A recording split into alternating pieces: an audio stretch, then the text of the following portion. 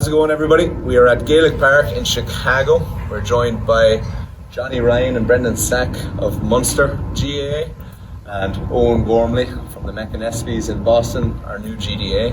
Eoin, first of all, thanks very much congratulations getting the GDA this year, and best of luck going forward. The whole weekend, the two boys did a great presentation yesterday and today, just on in-service development for referees, and for us now, myself and Eoin, to go and tutor the referees in Boston and hopefully grow them in Everton as well. Would you like to speak a little bit on it, lads? How did you think the whole thing went? I'll kick off. So, it's an exciting time. Of course. The game of Gaelic football now entering into rule enhancements. 7 core enhancements. And as an extension of that, there's another probably up to 40 something rule changes, all to make the game the most exciting field game in the world. Gaelic football have become a very defensive game, as in we're trying to stop the other team from scoring rather than like hurling. The team that won the game, they were high scoring, they were scoring more than everybody else. Definitely. So when you're trying to stop your opponents from scoring, you have more fouls, more breakdowns, more decision making for the referee. Some of the rules are, I suppose, penalising foul play, and more of them are rewarding the skillful player, as in, I suppose, something new. It's like basketball, but on a way bigger game where you have 2-point scores for scores taken outside the 40-metre mark. The goalkeeper has become a real centre point of the game going forward. He's not just a goalkeeper, he's the goalkeeper. You have 14 players out the field, but he can go forward, he can become an extra forward, he can take possession of the ball within his own half, pass across the halfway line with more markings on the game. So it's not becoming more complicated. I think we have to embrace what the direction Gaelic football is going in, and give it a chance. So, as you say, we've been out here in Gaelic Park tutoring referee tutors. You guys are going back to your divisions over the next couple of weeks. Games will kick off, the weather gets better and grass starts growing. Definitely looking forward to it. Yeah, exactly. And it's prepared. But I suppose Boston has been one of those areas where we're looking at, from a Munster point of view, of supporting, not only supporting the development of the game, but the development of match officials. So there was a thing in the GAA for too many years where you take up refereeing when you're finished playing. You guys are still playing or whatever, you're involved, and you're going to take up match officiating. I suppose that's what we're trying to do even back home, but especially out here, is you can referee and you can play the game. It's just you can't referee your own team. So if we can grow match officials in Boston at all ages, it's going to benefit the game out there as well. Oh, of course, absolutely it would, and I think it has, in fairness, I would say, grown over the last few years, which, Eoin, you could probably speak on this a little bit more about the young whistlers coming through and whatever else. PM's done great work with them and Everton too. CYC last year, Robbie Croft this year. Previous GDA would have done a lot with them as well, right? Yeah, so I think myself, yourself, Robbie, Michael Moylan, another ref, has really kind of came through, and then we just kind of need to be promoting these new young whistlers. I know the O'Donnells, Cal McClory was doing it, and a few at the CYC, just at the youth level, but just promoting them to enhance the rules even more. And I think it's been a good program, and then definitely PM Greg Lundy has been a good help. And the referees in Boston has definitely been growing. Yeah, definitely. So, on the rules myself, I read, being completely honest with you, I did my homework on the airport on the way over here with a pint in front of me kind of thing. I was looking at it, I was like, Jesus, 49 changes here, what is going on, reading through it.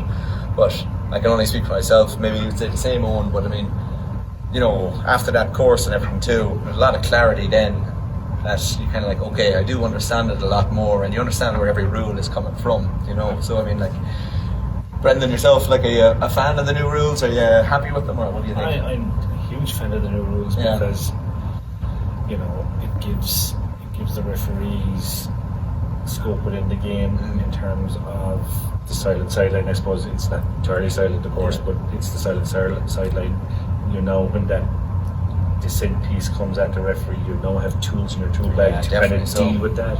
So that is a culture shift within the whole refereeing area, and with that culture shift, then the likelihood is more people will take up the refereeing activity, and you know, not everyone will think it as of now, but it is the best thing in the world to do is refereeing. It's one thing you're saying there, it'd be interesting, like, I mean, I can think of my own club. I'm not going to name any names, but I'd say there'll be a few retirements because of that cultural shift with the descent to 50 metres. You know, it's maybe forced retirements that they're not going to be playing anymore with they're meant to talk. And, you know, I think it'll see from the max too. Anyway, that's for sure. So a bit too many. I think every club in the world has a few. Probably. So it'll be interesting. Like, I mean, the cultural shift. Do you think it'll be long? I guess. I mean, the way I look at it.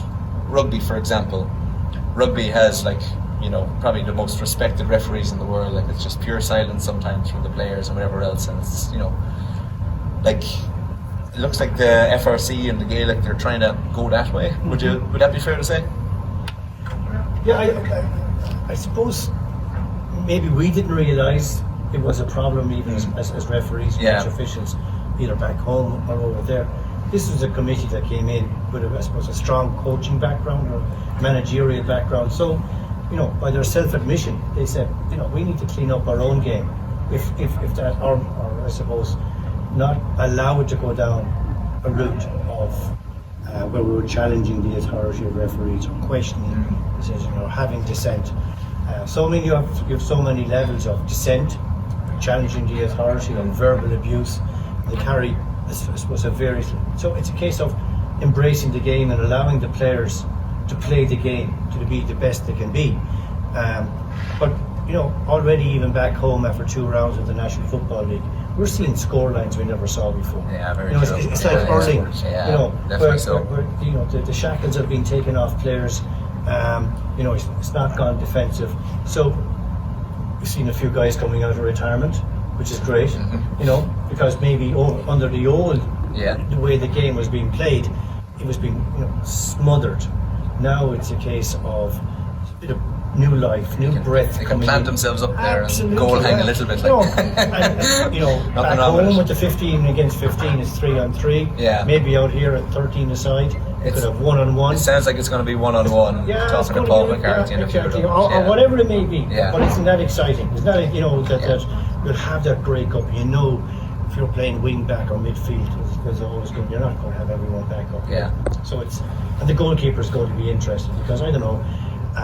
I come out here for the finals and I see some teams play a goalkeeper that goes up the field, but you don't want a guy going up the field just because he's allowed to do it and leaving the house wide open back home. True. You know, and you get beaten by 2 points because they scored a goal. So there's a lot of, I suppose, enhancements in this game that's going to get the game to improve. Yeah. Okay, so everybody has a role and a responsibility. The coaches, the players, and the match officials. But it's really needs to be given a chance. Let's, you know, don't start making changes because we don't like this rule, don't agree with this rule because it doesn't help my case. It needs to be given the full year and let's see how it goes. And I suppose there's a fear. Oh, it's okay for the inter-county game, but the club game, you know. I think when you look at it, you know, let's bring it in.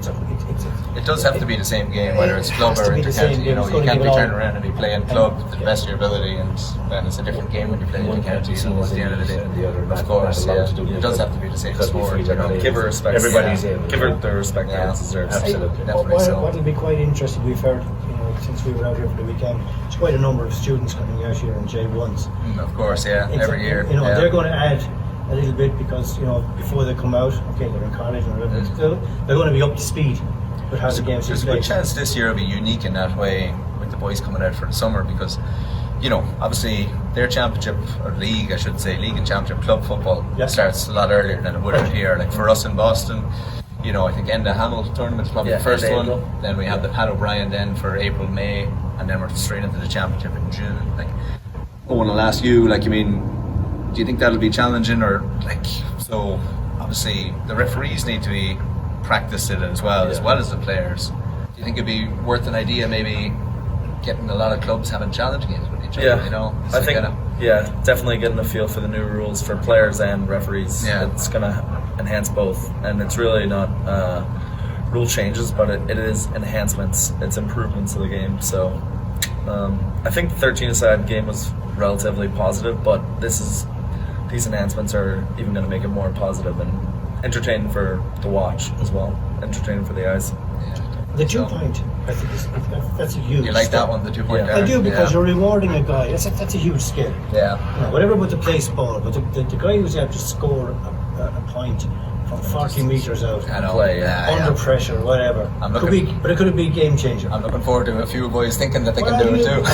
You look at Galway last week. You know, they just scored 8-1 or something. Yeah. It'll probably be, in fairness, it'll be the teams that can adapt newest to the rules might have a chance of a championship that they couldn't. You know, when we all played football against the wall of the house at whatever age we started, we never dreamed of being one of 13 or 14 behind the ball defending. That's we very were good kicking the point. ball off the wall. Yeah. We were high fielding like the Darryl Shea's, the Jack O'Shea's, the Brian Fentons.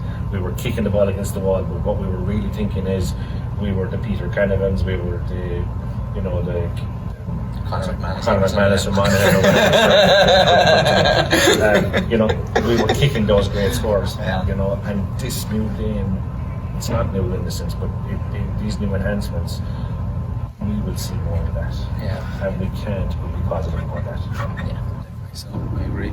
I think go back to your original point of, you know, the knowledge of the game. Mm-hmm. The more people, when the information is already out there, whether it's on Tubber, on the website, or whether it's, you know, watching the games back home and seeing how the game is being played. Owen says the games start up in Boston in April and May, so we're still plenty of time for everyone to get up to the speed of watching the game and seeing how it's going to be played. Then you can bring it back to your club. How is it going to benefit us? And that's what's huge. But look, I think it's an exciting time. I come from Tipperary. We're a hurling team. We play football when, you know, it's different. I get you. Yeah. And yet we're benefiting. We're going well in Division 4 because maybe it's a new breath of fresh air for teams that we beat Longford because we could score a 2-pointer from out the field, the last kick of the game. And that's the difference between winning and losing. It's the difference between equalising and winning a game. So, no, something to look forward to. Nice. From our point of view in Munster GA is we're here to support everybody in USGA. We're definitely here to support everybody in Boston. We're in regular contact with Paddy McDevitt. We wish you the very best of luck. Keep in contact. We look out for you. We look after you with, you know, the support, the online are coming out, and I think identifying people. And I think the CYC last year, where you identified people to take up refereeing at that age group, is to support those guys, boys and girls, to continue refereeing, because we can all stand on the sideline, we can all sit above in the stand. There's nothing better than being out in the middle of the field and being involved, whether it's a player or a match official. So It's the best seat in the house. The best seat. Exactly. I always say true. So look, the best of luck to you. That's a good way to leave it, I think. But all I can say is, like, you know, thanks for this weekend yourselves, and I know you do a lot of work last year helping us getting referees out and stuff from Ireland. I appreciate that, Johnny, and yourself, Brendan. Thanks a million to two of you. Okay, take care. Thanks, Owen. All right.